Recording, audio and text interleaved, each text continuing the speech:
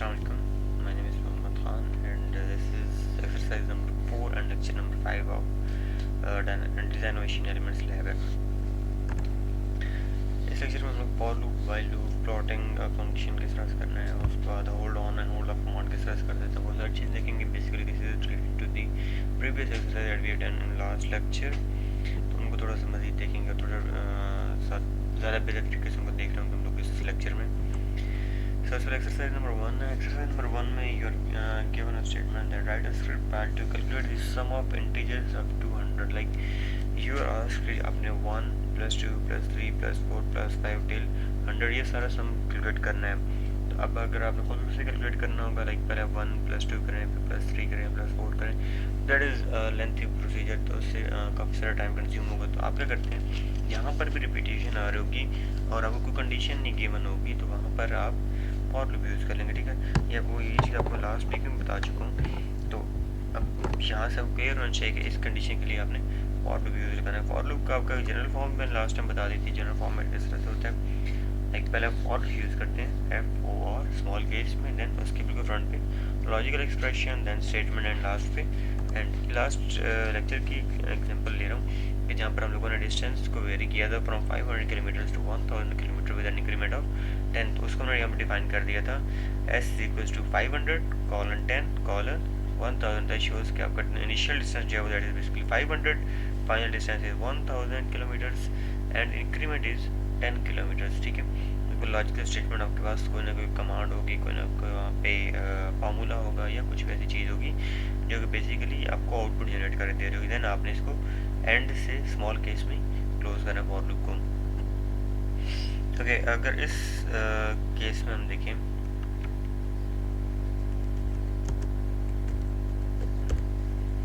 इस केस में आपको ये कहा गया कि आपके पास जो आपने सम फाइंड करना है 1 से लेकर 100 तक जितने भी इंटीजर हैं सब करना, लाइक 1 plus 2 plus 3 plus 4 मतलब ये सारा करना है।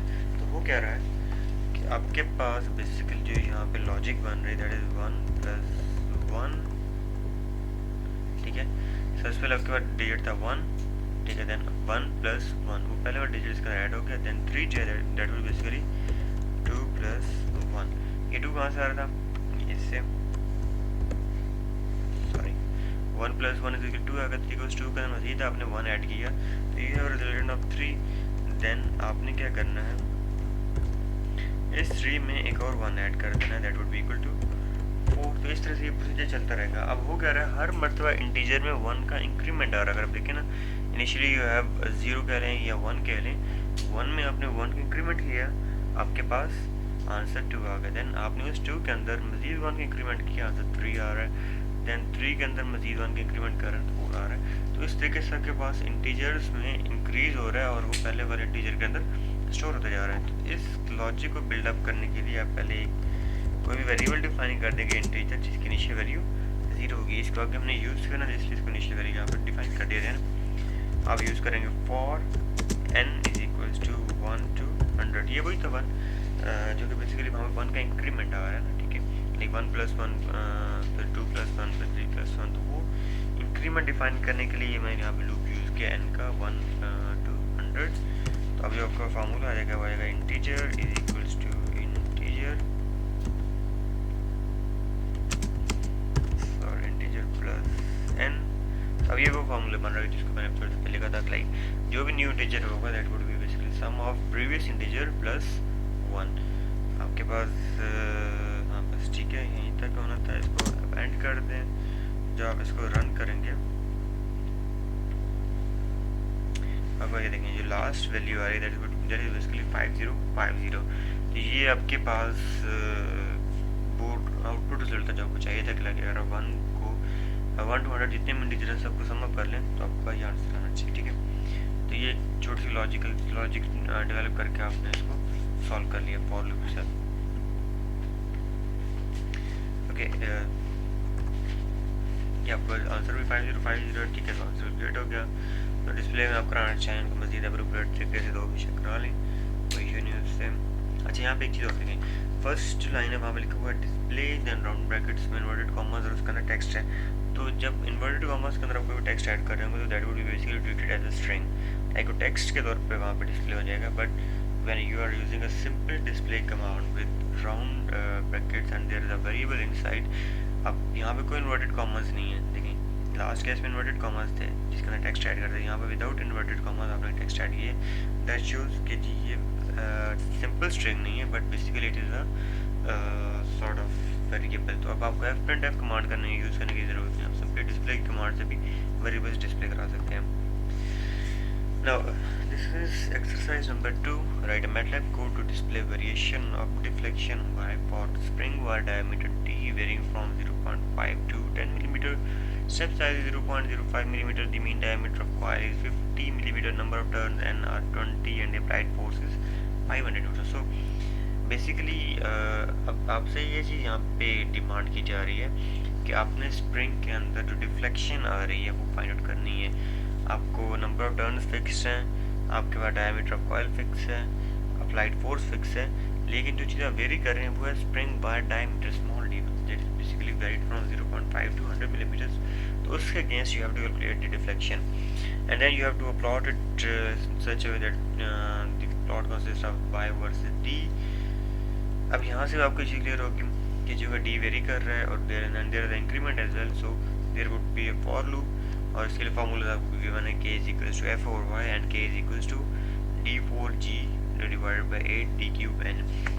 अब करना क्या आपने, आपका एंड जो आपको एंड प्रोडक्ट रिक्वायर्ड है दैट इज y। तो अगर आप ये नीचे वाला फार्मूला देखिए तो यहाँ से आप k कैलकुलेट कर रहे होंगे और इसको इस रिलेशन फर्स्ट और रिलेशन पुट करके यहाँ से आप y कैलकुलेट कर सकते हैं, ठीक है। तो आप d इनपुट करवा रहे होंगे, y आउटपुट में कैलकुलेट कर लेंगे and then you will simply plot it to get the required results। इसको करते हैं, सबसे पहले आप वहाँ पे वेरिएबल्स डिफाइन करा लें। Variables are force is equals to 200 newton I think,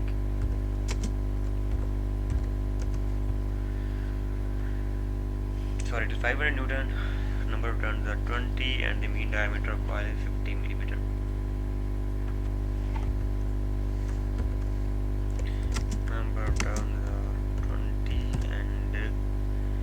Capital D, that is basically diameter of spring, it is 50 millimeters. Okay, last thing that you have to define over here is D, that is basically varying from 0.5 to 10 millimeter with a step size of 0.05 millimeters। आप इसके लिए for loop use करेंगे, for D is equals to 0.5 colon 0.05, that is basically increment and then the last value is 10 millimeters। तो ये आपने define कर दी, ठीक है।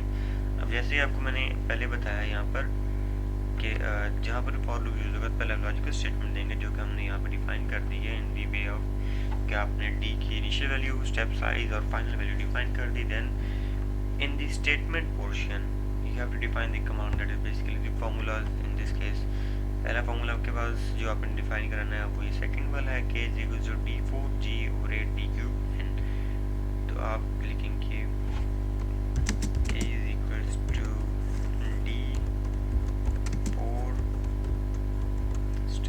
G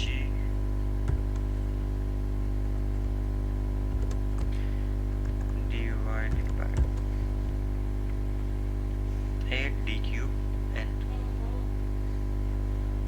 8 d cube static n, ठीक है। और second relation that you have to define, it is k is equals to f over y as you need y, so but we will be doing, we'll just rearranging the equation and the final would be y is equals to f over k, ठीक है। then जैसे last कैसे हमको बताया था जब आप for loop use कर रहे होते हैं और आपने उसके अंदर कोई प्लॉट की कमांड यूज़ करनी है तो आप पहले होल्ड ऑन करेंगे, then you will plot। अब यहाँ पे देखें आपको कहा गया you have to plot y versus d where d is independent variable and y is dependent variable, so you write it in such a way that plot inverted round bracket d comma y bracket close, ठीक है। अब यहाँ पर आपने g की value define नहीं की है जिसको मैं g is equals to 84 kilo Newton कर रहा हूँ मैं,